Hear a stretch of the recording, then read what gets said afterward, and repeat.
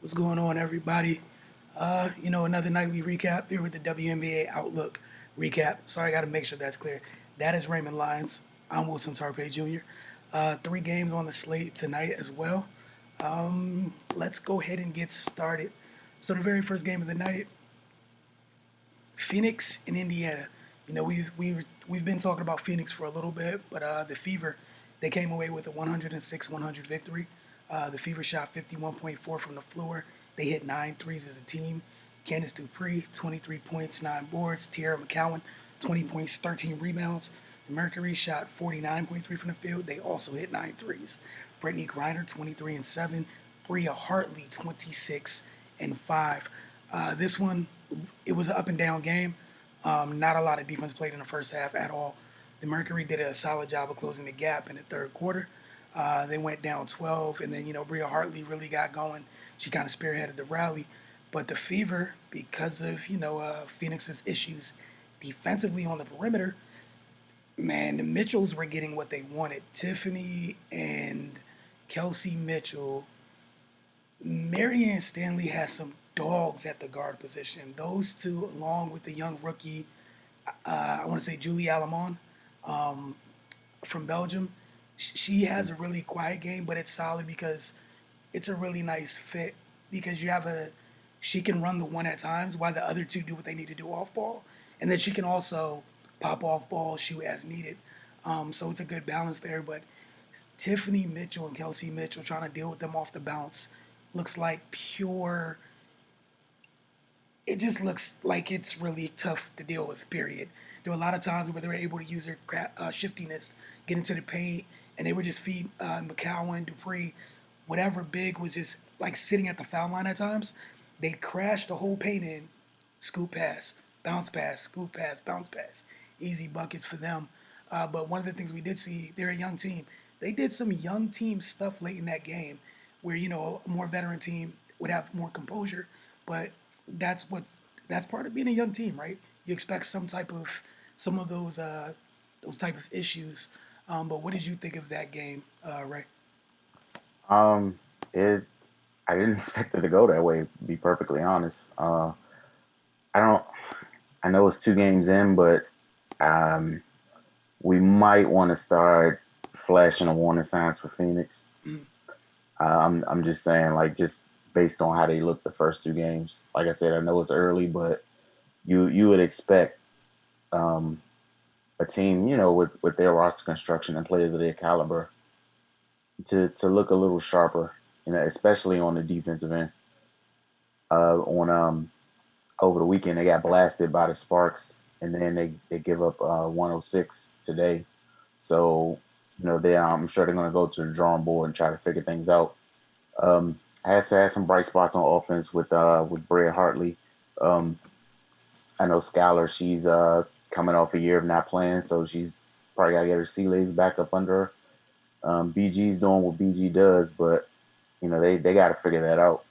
As far as for Indiana, they look pretty good, especially coming off. Both of these teams are looking for redemption, yep. but Indiana looked pretty good considering what happened to them on on Sunday. Um, but yeah, but you know they're still missing Erica Wheeler, Yep. Yeah. so that's going to add another dynamic to them when she comes back. I think Coach Stanley, she's in a pretty good spot. She knows what to do. She's got a lot of experience in this league, and once they get to full strength and they get rolling, they could be a surprise. They weren't one of the strongest teams last year, but there's a there's a renewed energy around them. So yeah, just excited to see how they get down moving forward. Yeah, and I think one of the other things we see, obviously not saying that's Coach T's offense or whatever. Coach Stanley knows what she's doing, but it's similar in the regard where their spacing makes it so much easier for the Mitchells to attack lanes the way that they did tonight. It was crazy. I expect more of them. I'm not saying they're gonna have the exact type of numbers they had tonight, but there's no reason if the spacings, if they're running their offense efficiently, that they can't do what they do with that space and just put Hmm. stress on defenses. So, like you said, I'm definitely looking forward to see what they doing forward. One thing with the Mercury, they might want to consider juggling that starting lineup a little bit. Maybe you need a little bit of Yeah, a jolt To be honest. And like, we've all talked, you, myself, Cardell, just with Skylar, I get, we talk with some of these players, in these newer situations, some people trying to fit in the first game or whatever. She might want to take a page out of both McCautry and Bonner's book. Even if you're trying to fit in, like they brought you in here to be assertive, they brought you in here Hmm. to be a bucket. That's what they need right now.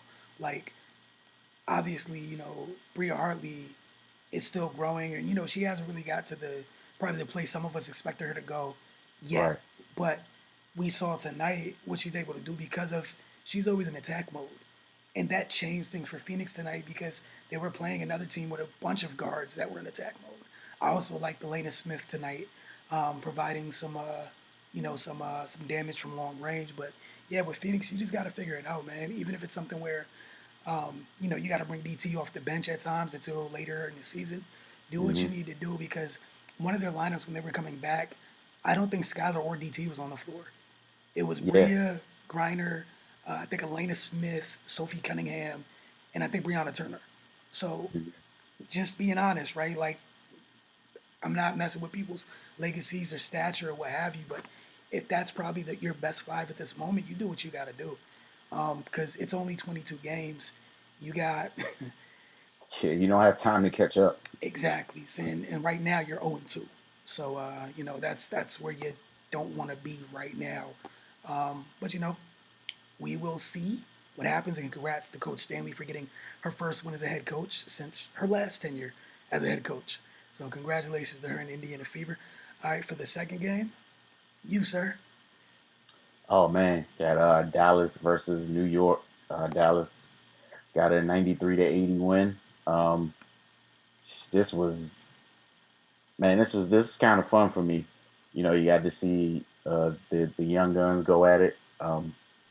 Sabrina got her first look at her former teammate Satu Sabali as an opponent. I'm sure that was pretty weird for them, but yeah, like it was game started, pretty high paced. Both teams getting up and down. I noticed something off just out the gate. Sabali was looking real bouncy and energetic, being active on defense. Crashing the board on offense, getting to the lane.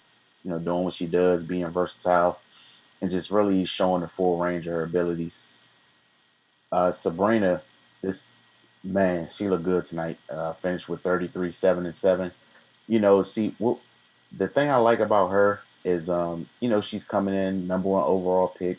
It's going to be a lot of hype around her, but she's not forcing anything. She's letting the game come to her.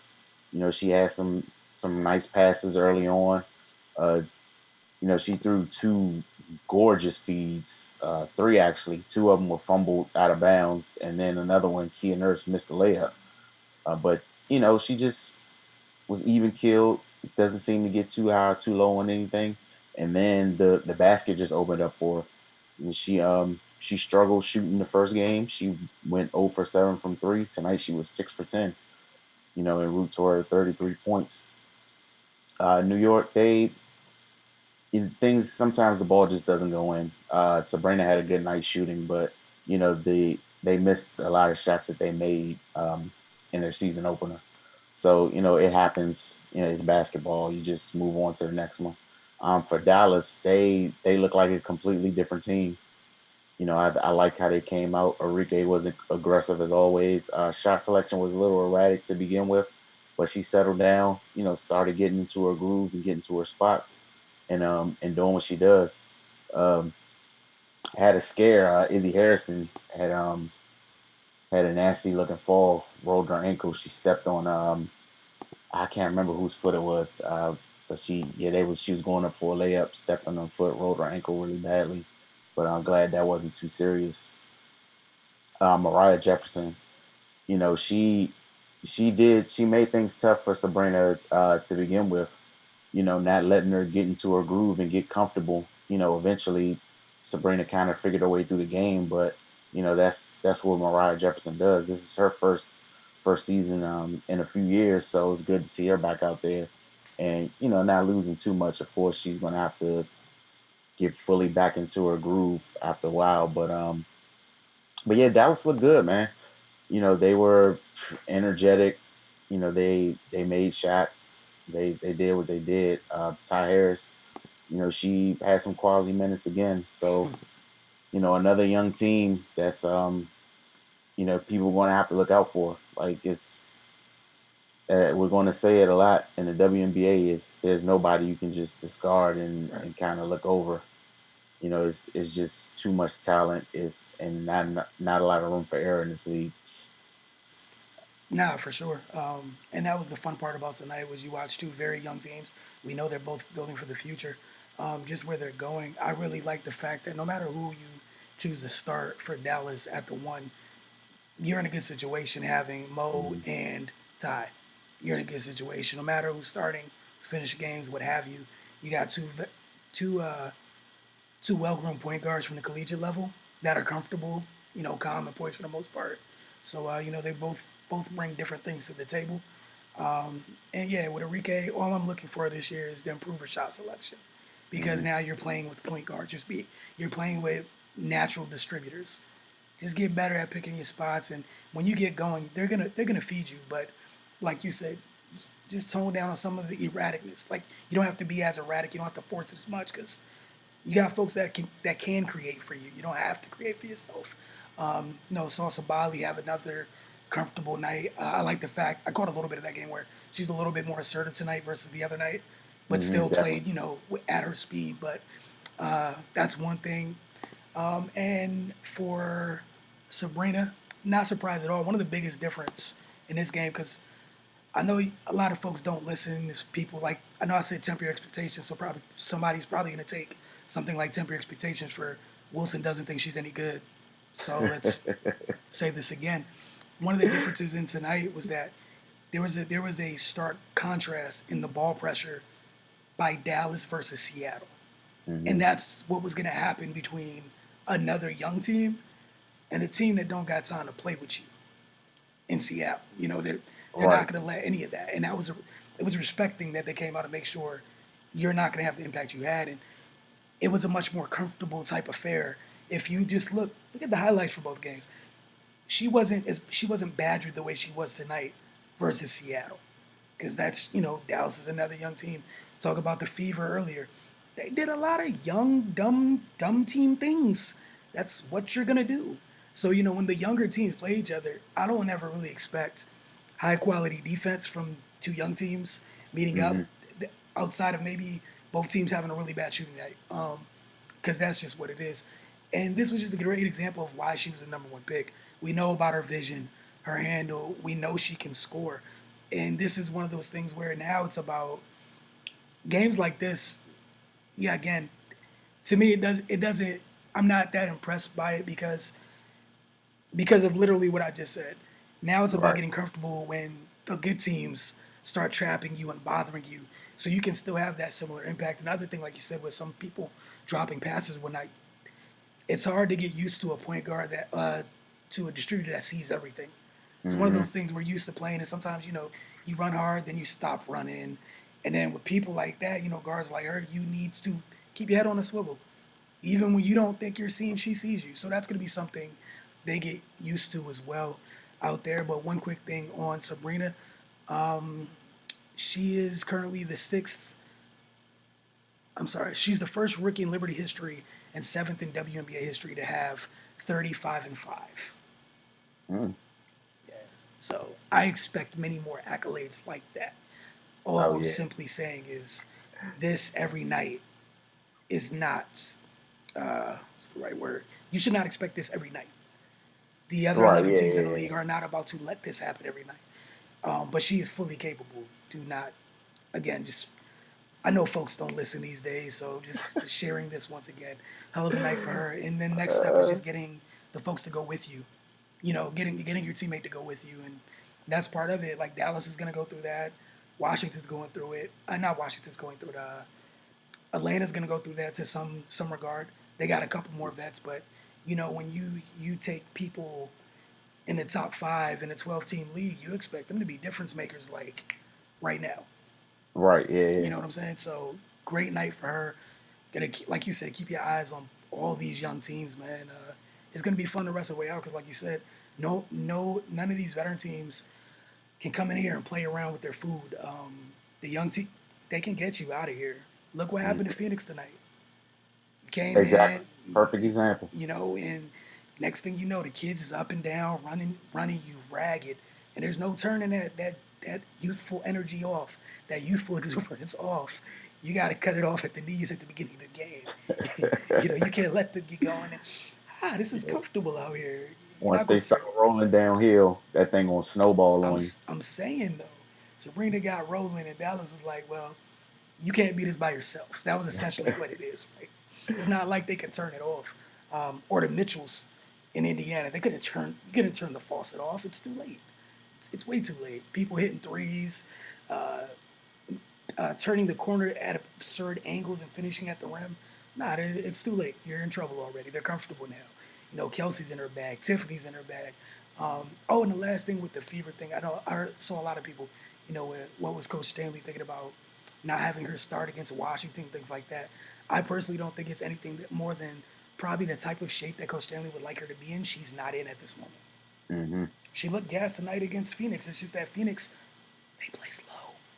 Yeah, and that'll play. That's the teams that don't play high tempo. It's really gonna hamper them, especially early in this season. When people really aren't in the best shape, you're giving Mm-hmm. them a chance to catch their breath.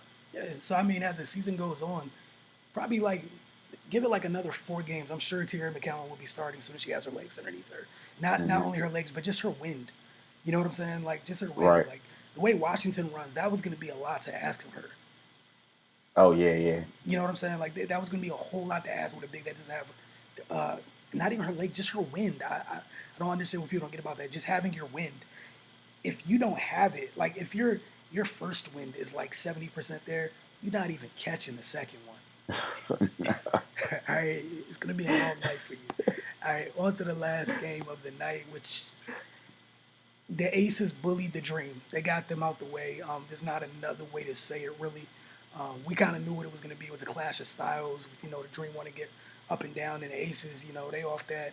We're going to pound you in the paint. We're going to pound you into submission, and we'll run here and there off your stops, but just body blow after body blow. That's essentially how the Aces play.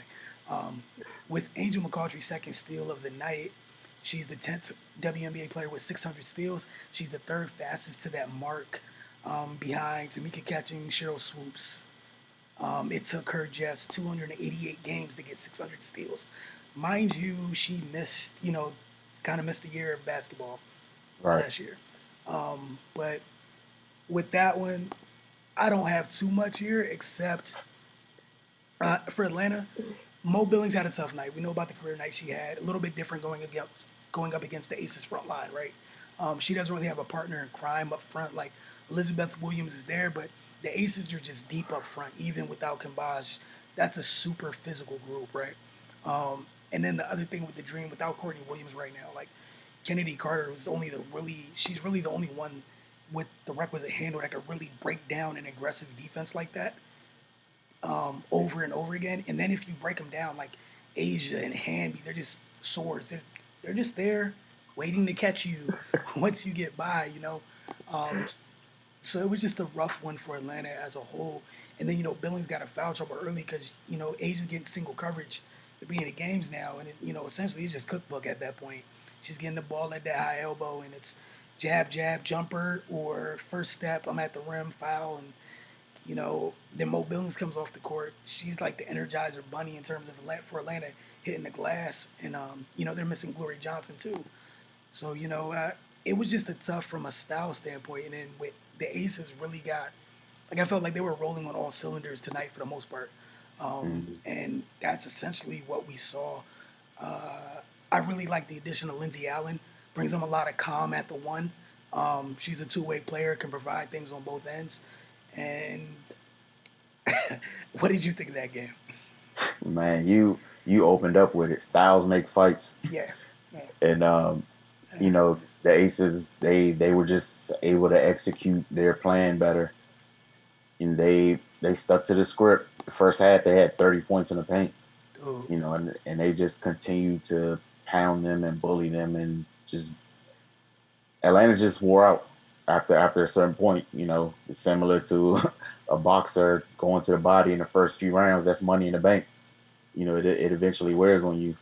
Um, Atlanta, they were keeping up at from the get go. Kennedy Carter started fast again. She had 10 points in the first quarter, but it's her tank started to get on E after a while. She came back. She got her breather at the beginning of the second quarter. Then Hmm. when she came back, she just couldn't generate the offense. You brought up Monique Billings' early foul trouble. She when she came back in the game, she couldn't find her rhythm back, and the Aces were just rolling at that point. So yeah, it just started okay, got bad, then got worse. Pretty And much. Asia had 21 and 11.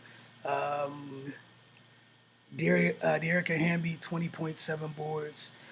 Angel McCarthy only played 15 minutes, had 12.7 boards. One of the things I wanted to highlight, want to make sure I wanted to share with you guys is how much Angel McCarthy has changed the Aces. She kind of does the fact that she's a do-it-all forward, right? We know she's a bucket, but so many times with like you just heard me say, she had 7 rebounds. The fact that she could get the ball off the glass and bring the ball up, and you have to honor her as the very dangerous scorer that she is.